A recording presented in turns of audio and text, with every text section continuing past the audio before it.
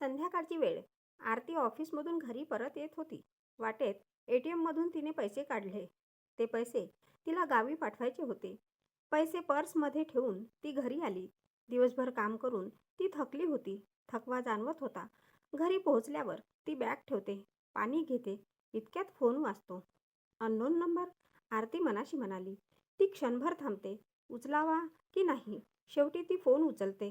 Hello, आरती बोलते का? समोरून गंभीर आवाज. आरती घाबरते. हो, पण तुम्ही? तो म्हणतो, आज तुम्ही ज्या रस्त्यावरून येत होतात तिथे तुमचा पर्स पडला होता.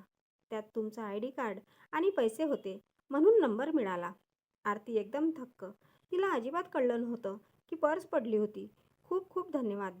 मी आत्ताच येते पर्स घ्यायला. समोरचा हसून म्हणतो, मी तुमच्या बिल्डिंगच्या खालीच आहे. ती खिडकीतून बाहेर पाहते. गेटजवळ एक साधा, शांत दिसणारा मुलगा हातात काळ्या रंगाचा पर्स धरून उभा असतो. आरती खाली येते. तो पर्स तिच्या हातात देतो. आरती म्हणते, आजकाल कोण करतं एवढं? खूप माणुसकी आहे तुमच्यात.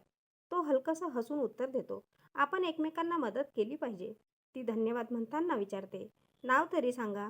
तो नुसतेच हसतो आणि म्हणतो, मदतीला नाव लागत नाही, आणि शांतपणे निघून जातो. आरती बराच वेळ गेटजवळ उभीच राहते. तिच्या मनात एकच विचार, अनोळखी लोकांतही आजही चांगुलपणा जिवंत आहे. कथा आवडल्यास लाईक करा, कमेंट करा आणि चॅनलला सबस्क्राईब करा.